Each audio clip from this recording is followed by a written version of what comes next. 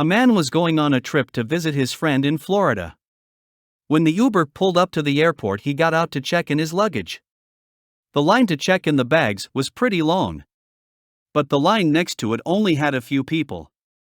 He wondered what this line was for and noticed the few people checking their bags in here were visibly irritated. The man raised his hand to signal one of the attendants to ask a question. When the attendant came over, he asked her why the line he was in was longer than the line next to him. And the attendant said, "This other line is for people with emotional baggage." Grandma likes to play the card game Spades with her two granddaughters every Friday night. This night the girls invited one of their friends to sleep over and she joined in the weekly game. One thing the girls forgot to mention is that Grandma likes to cheat and occasionally acts a little strange. So as the game goes on, the friend spotted Grandma hold up a card, whisper something to it, and slip it into her bra when she thought no one was looking. She saw her do this a few times and didn't say anything because she didn't want her friends to think she was a liar. So finally, after losing several games in a row, the friend leans over and tells one of the girls that she thinks her granny is a cheat. And the granddaughter whispered, "Why do you think that?" She said, "Because I saw her a few times stuffing cards into her bra and talking to them. And now I don't think she's playing with a full deck." Still in the boat. One day a guy took his son on a boat trip with him. The dad was a scuba diver who loved the water, and he wanted to teach his son how to scuba dive. While on the boat, the man told his son to watch how he dives so that he can learn. So as the man repeated this dive a few times, his son watched intently. But this last time, when the father sat on the edge of the boat with his back towards the water, the son said, "Dad, I have just one question." The dad said, "Ask me anything." The son then asked him, "Why do scuba divers fall into the water backwards?" And the father said, "Because if they fall forward, they will still be in the boat." Jeff, Greg and Tony were good friends who have known each other for over 20 years. Both Jeff and Greg were deaf, but they could read lips well. They would often prank each other and tell jokes. So today was Tony's turn to tell his best joke. The two watched his lip movements, and when he was done they all burst into laughter.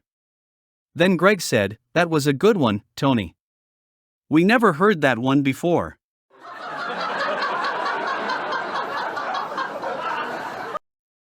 A group of military men were chasing a pirate ship that had been hijacking their vessels for years. They finally caught up with them in the open sea. After overtaking them, they made 9 of the 10 pirates walk the plank. One by one they watched their shipmates plunge into the deep. By the time the 9th pirate had gone overboard, the final pirate was standing there nervous and sweating profusely. The military captain said to him, "Now it's your turn to walk the plank." He tried every excuse to get them to spare him. Out of ideas, he said to the captain, "It's hot and I'm very sweaty and I demand one last wish. Can I please have one last shower first?" And the captain said, "You'll be clean after you wash up on shore."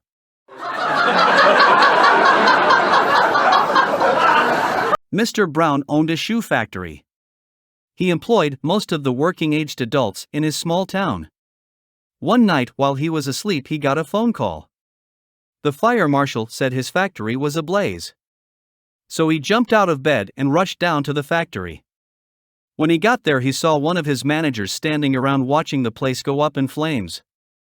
He said, "I'm sorry, Mr. Brown, but the good thing is, no one was hurt or died in the fire." Then Mr. Brown dropped down on his knees and started to cry. The manager was confused because no one was inside. So he said to him again, "Sir, no one died." And Mr. Brown said, "I know, but so many souls were lost tonight."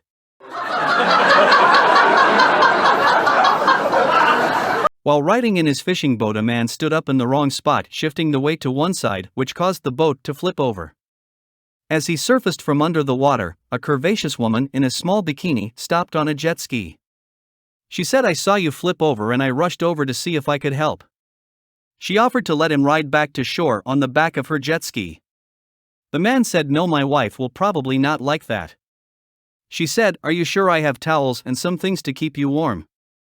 He again said, "No thanks, I think my wife would have a problem if I go with you."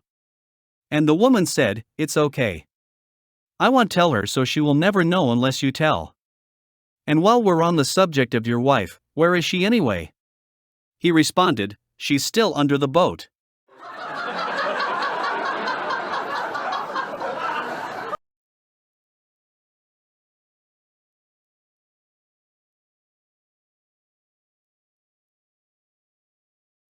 A little boy asked his mom to tell him some good things about his dad that he never knew before he passed a couple years ago. The mom told him that there was not really any good things she could say about him, especially considering they went through a bitter divorce. The little boy told his mom that there had to be some good memories that they shared. And his mom said, "Nope, none that I care to remember anyway." So the boy said, "When I get to heaven, I will ask my dad myself." His mom said, "What if your dad is in hell?" He said, "Well, then you can ask him." There was this guy I met online who was a really cool person.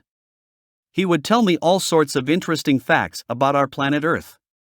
He was able to answer some of the long-held questions that I had on a few subjects in particular. I asked him if he specialized or was an expert in a particular subject. He then told me, "Yes, I am very fluent in the study of flat Earth." I asked him if he belonged to any organizations and he said yes, he had started his own Flat Earth Foundation a few years back.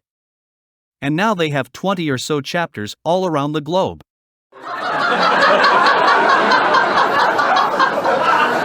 A truck driver stopped by a small town on his way to visit his mom. He had been driving all night and he stopped to find a place to rest. He immediately noticed that for some strange reason there were hens and roosters running around everywhere. Curious as to why all of them had seemingly taken over the town, he asked the first woman he saw, what was up with all of the birds everywhere. Then the woman told him that they all came here with the farmers for a convention. Scratching his head, he asked where they are all going to sleep. And the woman said, "They are staying around the corner at the Chick Inn."